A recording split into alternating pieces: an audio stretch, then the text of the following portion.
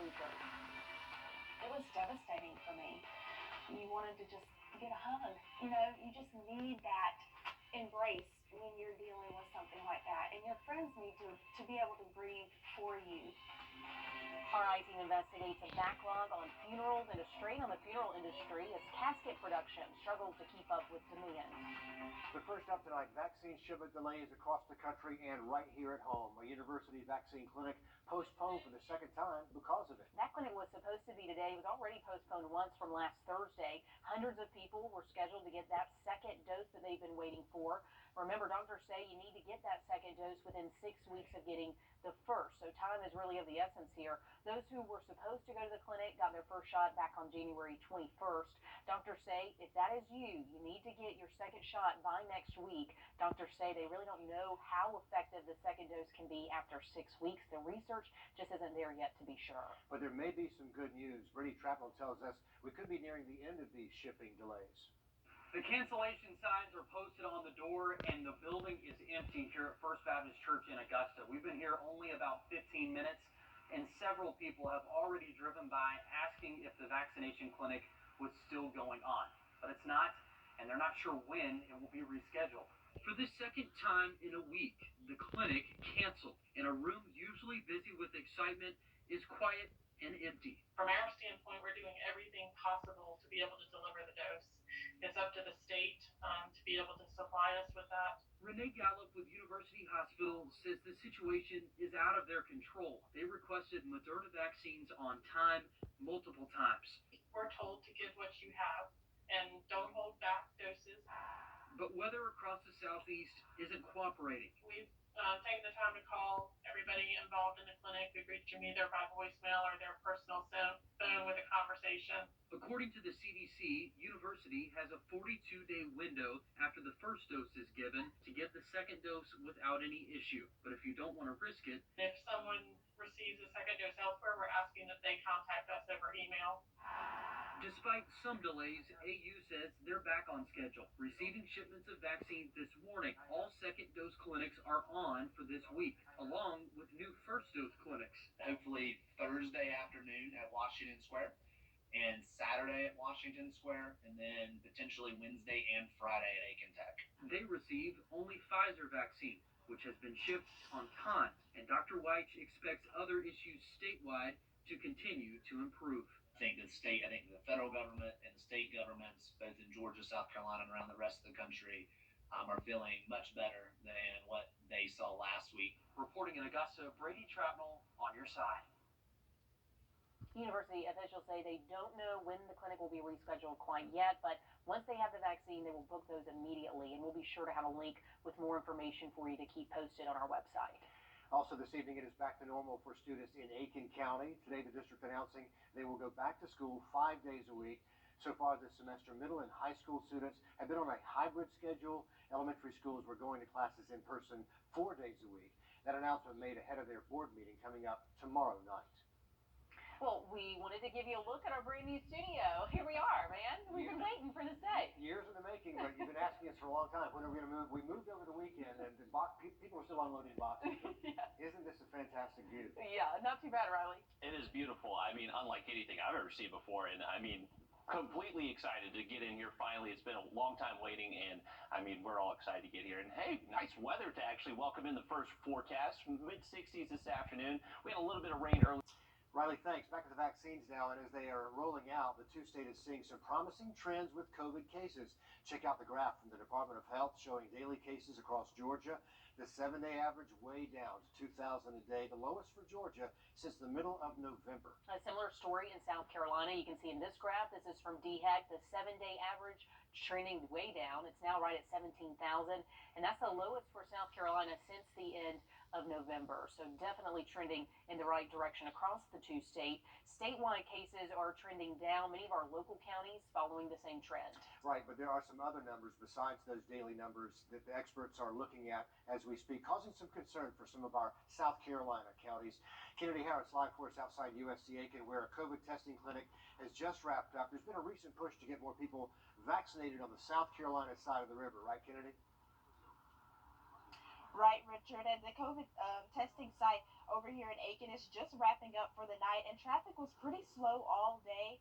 And they say that it's been that way since the vaccine rollout began, but they're trying to encourage people to remember that your risk for COVID 19 is still high. As the vaccine rollout speeds up, COVID 19 testing is slowing down. Since the vaccines came out, it's been a decline in numbers. The workers at the drive-through testing site on USC Aiken's campus say the decline didn't come as a surprise. Honestly, I didn't think that people would keep coming out once the vaccination came out, because they feel like the vaccination is kind of sort of like the flu. It's like, okay, we're good now because we're going to be immune to it. But yeah, I expected the decline in the numbers. But according to the numbers, there isn't a reason people should think we're in the clear. Many counties in the state have high incident rates. In fact, only 2 counties don't. DHEC considers a high incident rate greater than 200 cases per 100,000. Cumulative data from the last 2 weeks show Aiken County has an incident rate of 352 cases. Edgefield, 579. Barnwell is at 642. So I guess people are thinking now it's okay, it's safe to come out. But in reality, we're still at risk. Elam has worked at the testing site since October. She says before the vaccine rollout began, they were testing about 400 people a day. But now? And now we're seeing an estimate of maybe 100. She thinks the vaccine might have caused some COVID-19 caution fatigue. I'm thinking that people maybe think because of the vaccinations that maybe they don't have to get tested. But we would advise people to still get tested because of different strains that are out of COVID. But there is some promise. The overall 7-day average for our South Carolina counties are lower than what they were in January. In Aiken, the 7-day average is 47 cases. Back on January 1st, it was 117. Same thing for Edgefield and Barnwell. The 7-day trend is significantly lower than what it was at the start of January. And you can get tested at this site for free, and they're also through the rest of the month offering free antibody COVID testing as well. An added bonus, you can save a life and find out if you've been exposed. Thanks for that, Kennedy. Now, if you're looking to get tested for COVID, clinics have all wrapped up for today, but there are plenty of opportunities this week in South Carolina. You can get tested at any of these locations tomorrow. The ones at USC Aiken, the Blackville Library, and both in North Augusta will be open every day this week. You can make an appointment on DHEC's website to get that. We're going to give you a live look tonight from Washington as President Joe Biden joins the country in a moment to mark a pretty grim occasion to remember the now 500,000 Americans who have died from COVID-19. This is at a candle lighting ceremony. It is about to happen as we speak. Let's listen in real quick. I don't know how many have lost someone a while ago, wondering, is he or she proud of me now? Is this what they want me to do? I know that's how I feel. We can find purpose worthy of the lives they lived and worthy of the country we love. So today, I ask all Americans to remember those we lost and those who left behind. But as we all remember, I also ask us to act, to remain vigilant, to stay socially distanced, to mask up, get vaccinated when it's your turn. We must end the politics and misinformation that's divided families, communities, and the country. And it's cost too many lives already. President Joe Biden there marking a somber moment in our nation's history. You can tune in and watch more of that right now, streaming on our website, Wrdw.com. You know, this recent third wave of COVID cases and deaths across the country hit our local community harder than we've ever seen before. Families forced to say goodbye in whole new ways. And that means socially distanced, often without a hug from family or friends to help us even cope. The I-Team found the increasing death toll is also leading to a black backlog in some funerals because casket companies are having trouble keeping up with demand. My daddy was he was a hero to me. He was a man of a strong faith. Beth Marenko said goodbye to her father as COVID-19 was just emerging in the United States. Stan Bryant, a veteran, beloved North Augusta community member, husband of 50 years, a father and grandfather, died after a long and valiant fight against pancreatic cancer. Quarantine started the week Daddy died. it was like, oh my gosh, what in the world is happening right now? With the country shut down, the family had to pivot from the large funeral they planned with Stan, a lifelong North Augustan deacon of the hometown Baptist church, member of the American Legion, to a small, scaled-down service of just about 20 people. It was devastating for me.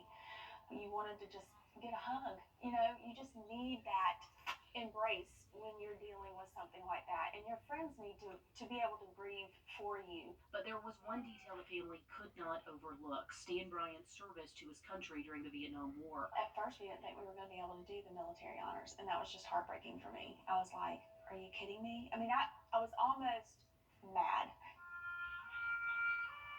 With some creativity, Posey Funeral Home was able to make that happen. Our appreciation for your love is honorable, faithful service.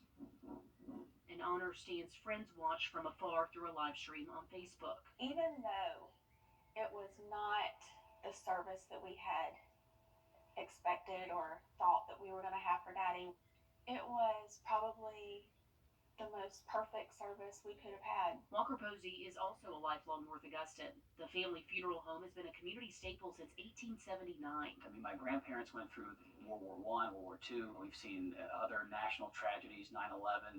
But in our area, this pandemic is probably one of the most significant events we've had that have impacted our business. Overall, he says locally his industry is reporting a 20% increase in annual deaths in 2020. Today is the first day we haven't had a funeral service in probably 3 weeks. Locally, Posey says COVID-related funerals rose with the holiday surges. 20% more funerals in December and 30% more funerals locally in January. There are COVID-related deaths that are impacting us, but there are other mental health issues we're seeing, drug issues we're seeing.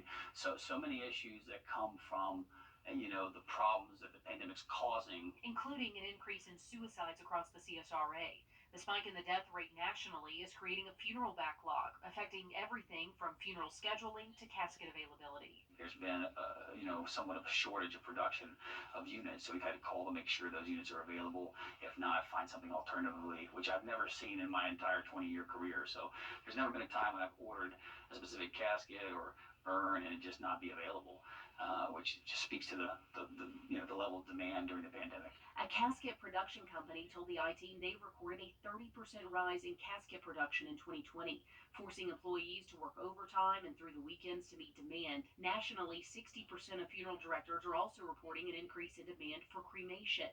While Posey's has a crematorium on site, they're noticing the opposite here at home, with demand for casket burials noticeably on the rise during COVID. As families deal with grief, and as your loved one's in the hospital with COVID, you can't go be with them, we've seen folks really express the need to spend time with them, to say goodbye on their own terms, and to have that time as a family to view and say goodbye. Something Beth Barenko and her husband experienced again this year, after her husband's father also died after a long battle with dementia. Grief is hard. It hits you from nowhere, out of nowhere. While the double loss felt doubly cruel nearly a year after her own father's socially distanced service, they were able to find another fitting way to say goodbye. Some things that I think have really been good from this pandemic is, again, doing a live stream or a video from a funeral. It's a silver lining, Posey agrees, will probably change the way most families plan funerals going forward, to include distant family members. And if this year has taught us anything, it's to expect change. And that's really a change Posey expects to see going forward. So speaking of streaming, he says, while they've offered that service for decades now, usually only 5% of customers use it. Now about 98% of their customers are choosing to stream and to record funeral services. So something we could see stick around for the long term. So many families dealing with that issue tonight. Well, South Carolina, one of just 4 states in the nation without a hate crime bill right now. And today, a group of South Carolina businesses took the next step to try to change that. They met with state lawmakers to ask for a hate crime law. Georgia, of course, one of those handful of states without a hate crime bill until last year.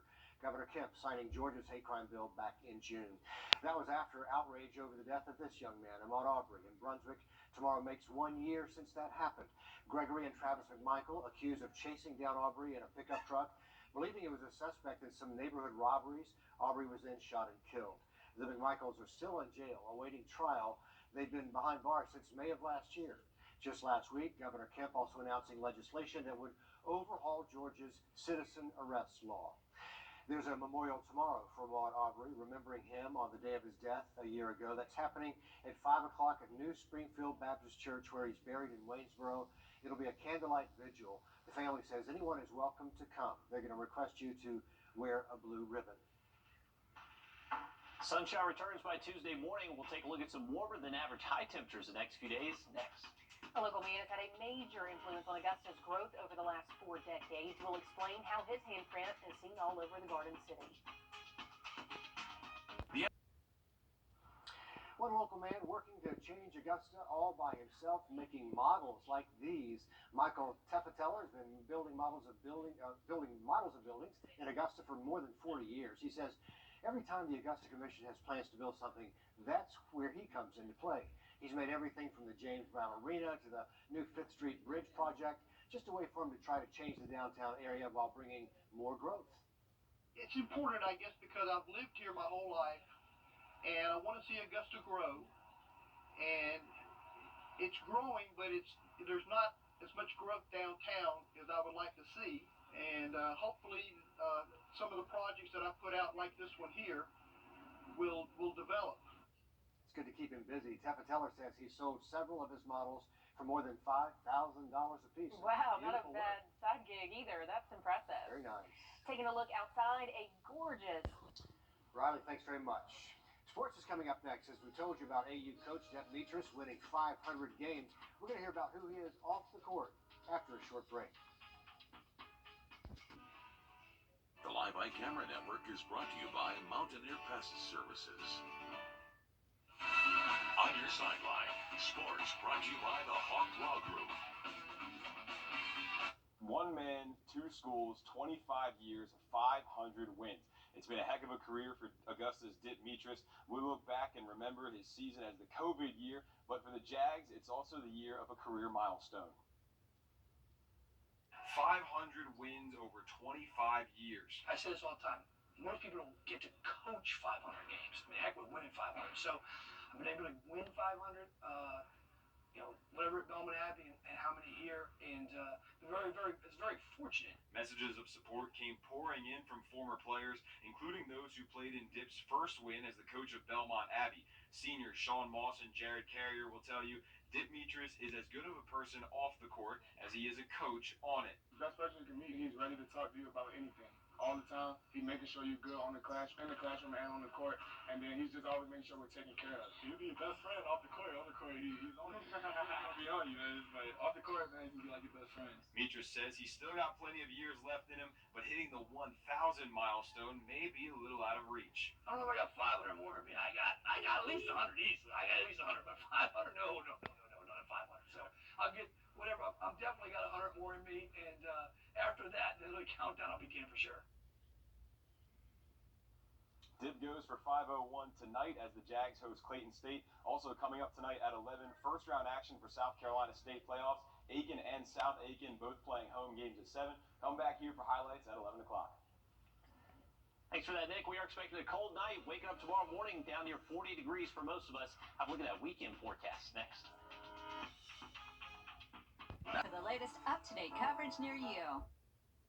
I want to bring you back live to Washington, D.C. as the country comes together in a moment of silence to remember the now 500,000 Americans who died from COVID-19. Look at that. Certainly an interesting way to visualize those deaths. This is the very end result of a candlelighting ceremony that happened just a few minutes ago, just wrapping up in Washington, D.C. We were streaming that earlier on WRDW.com. We just wanted to leave you with that image before we run out of time here. So really a somber night in our nation's capital. Really brings it in perspective when you see this and you see the flags out on the field. Just makes you stop and think about it. Riley? Well, for the rest of the night, guys, we are expecting